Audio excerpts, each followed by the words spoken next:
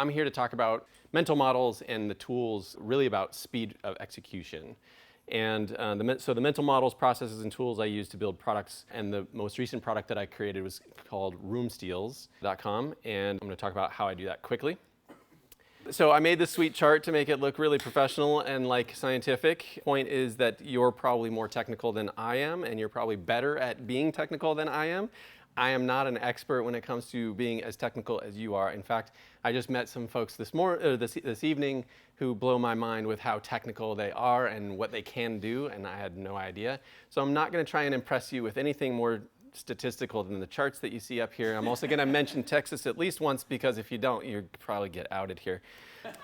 But I will say that my confidence in my drawing skills is about 68%, and so for that, I'm going to use those. The journey from idea to execution, we're going to talk about this a little bit, and this is the kind of the typical journey that we go through.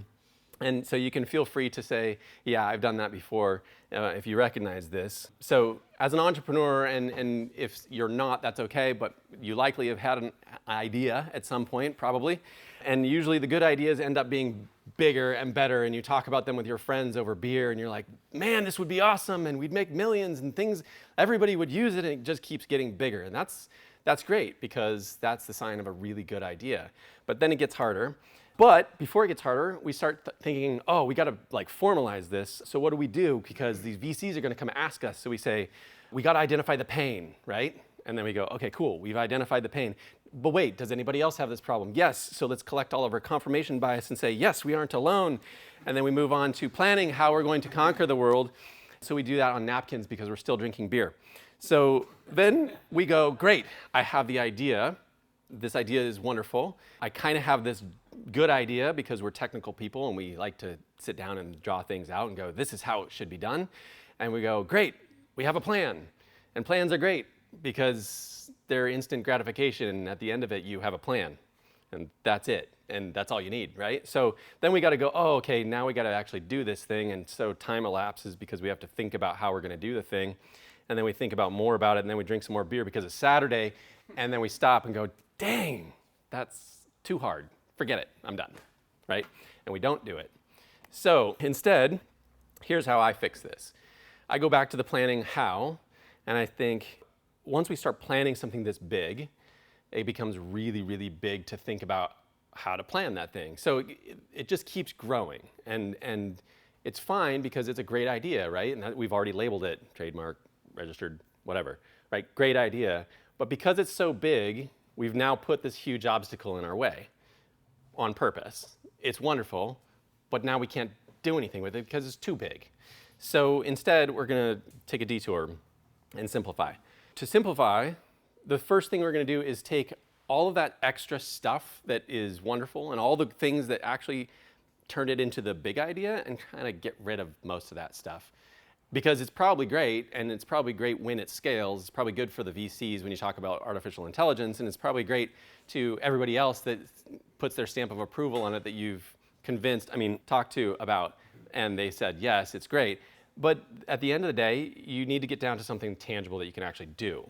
And so I have this little chart that you've probably seen in some other fashions, and what I do is I take these things and I say, okay, well, I'm going to take all of the things that I theoretically should do to make this great idea a reality, break them down into really small tasks, and then do impact, difficulty, and what the difference of those things are. Just a rating, 1 to 10, just a hunch, right? So you've probably seen this before, but things that are really impactful to the customer, for one, okay? Just let's make a pin in that, and we'll come back to that.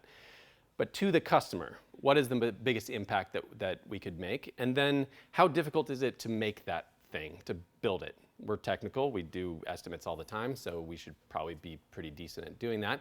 But again, a hunch. Subtract the two. I know, crazy math. And then reorder that sheet. And because we like spreadsheets, we're doing this on Excel. This is my Excel drawing. But we do that now. We don't wait. We don't wait 6 days to have more beer and talk to more people. We do that immediately. What are the things that we absolutely have to do to show the customer that we actually care about them and what their problem is and what we believe that their solution is?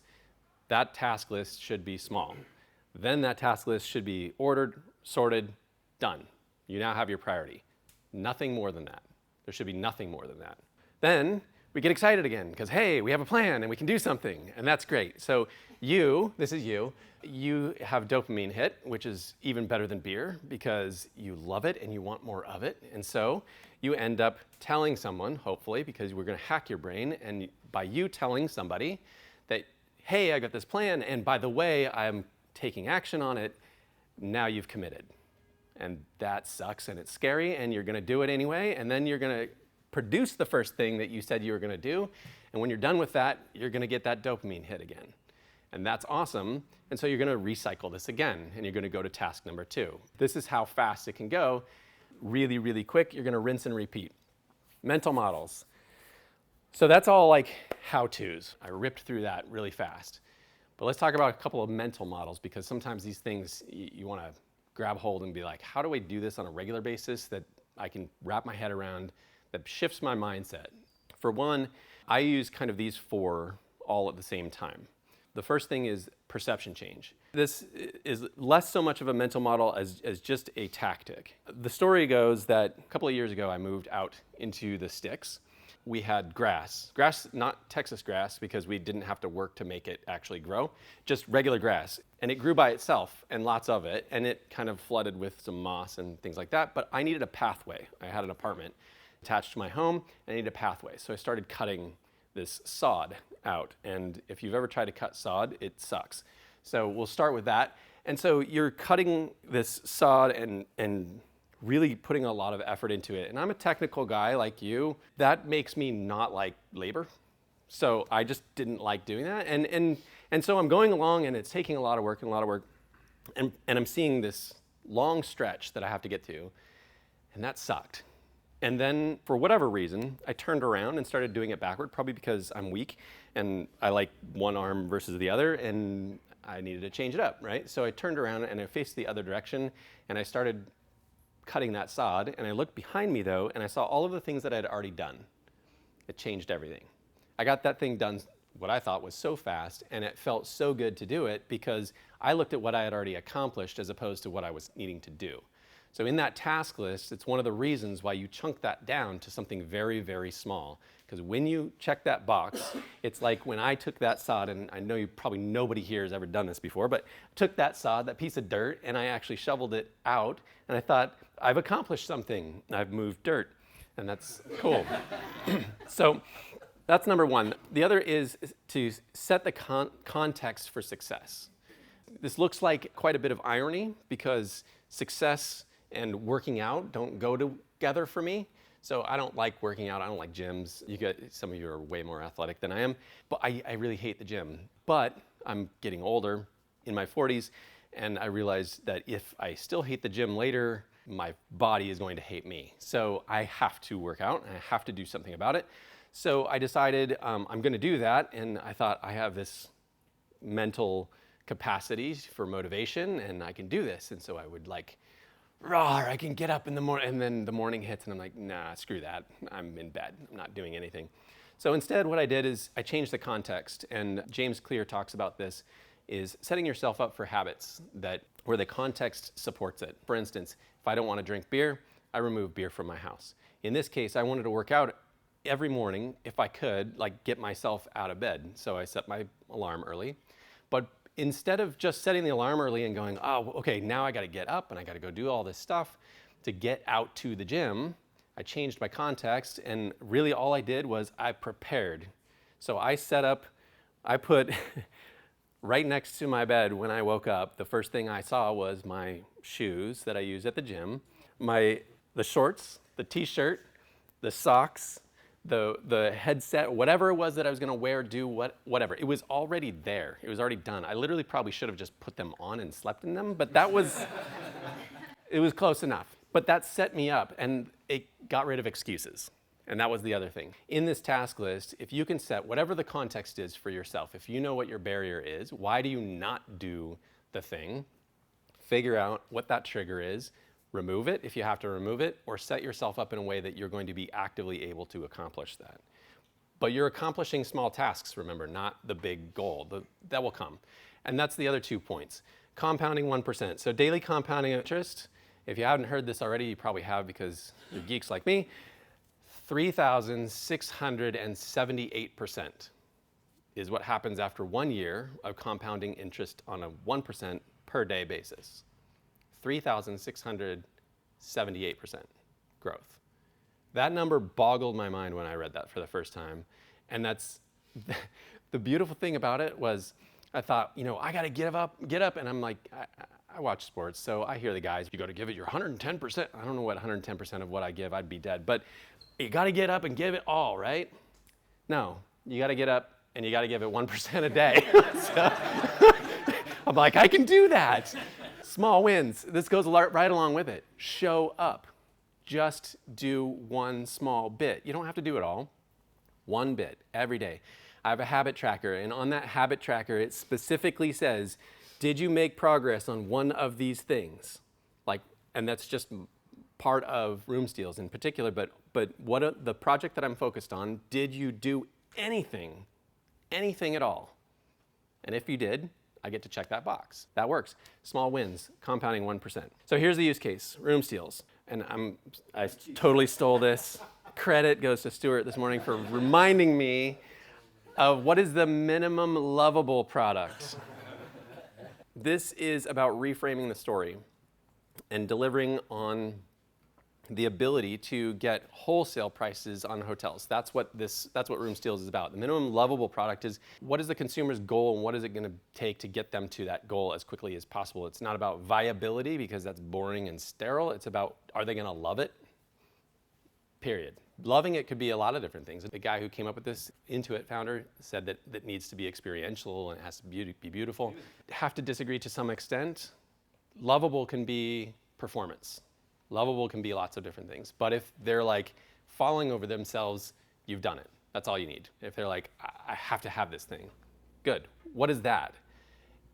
I'll tell you one thing is it's not all of the things that made a small idea a great idea, the big, huge idea. That's not all those things. There is probably one thing or two things that a customer really actually cares that much about that has nothing to do with whether they can change their profile picture. It has nothing to do with the 98% of what's inside of Word that nobody uses. It's because it's a word processor. It's the one thing that they care about. Simplify. Get down to this. What is the one thing? What is the minimum lovable product? What is a consumer's true goal? In our case, it's to travel more for less money. One of the side notes of this is that people don't understand that there is a whole host of prices available to consumers that you don't get to see when you go to Expedia, Booking, and Google. They exist, and no one knows about it. And I was happy to have learned that. How does the product get them there faster, cheaper, or better than anyone else? This might end up being your value proposition, by the way. In our case, it gives the margin and commission back to the user. That's how we do that. We do it by a SaaS model instead. And are all the things that you talked about really necessary out of the gate? This is, again, going back to simplifying. And again, choosing what do you do now versus what do you do later? Do you need branding? Do you need logos? Do you need design? Do you even need a UI? I've had one product where that wasn't even necessary, and my customer loved it. I gave them an Excel report at the end of the day. What were the required systems to create what I needed to create for room steals? Account creation, login and log out, subscription management, hotel search, book a reservation, allow the customer to do that, and receive a confirmation number. I would argue that most of the time, account creation and login and log out is not necessary. If you want to argue with me about your product, I'd be more than happy to, but it's likely that you don't even need that. In my case, I did, because that's how you get the wholesale products. You cannot put a wholesale inventory for hotels into a retail platform and show it off to the public. It's prohibited by their agreements. So the next step is to I collected all the resources that I had. So I used Laravel Spark, a platform that I've used plenty in the past. I love it. It's SaaS in a box. It does registration, login, logout, email notification, team billing, subscription management. It integrates with Stripe for processing payments. I use just simply my Gmail username and password. I know, but you could use any ESP for this integration, and an H4H booking portal. So H4H is Hotels4Hope. It's the company that I work for, and they basically provide this booking portal, which includes hotel inventory search, rates, reservation creation, single sign-on, and et cetera. So 94% of you now are wondering, what the did you do? Because it doesn't sound like you did anything. I created an API SDK that basically helped integrate with the hotel booking engine for single sign-on, helped do the integration between the SaaS platform and the hotel booking engine, and that's basically where my effort sat. The rest of it was wiring things up, which doesn't sound crazy. Like people are like, oh, what did you add? Well, nobody's done it. So other things I added later, a CRM, ActiveCampaign, screen recording from LogRocket, automation from Zapier, Integromat, error alerts from Rollbar, SaaS KPIs for Barometrics, and affiliate program from Rewardful. All of those have reasons for existing, but the end result is that in one weekend, I built a product which has become enthusiastically embraced by both consumers, and now we have a B2B partnership that is integrating as of 2 days ago. You can also check it out at roomsteals.com. So.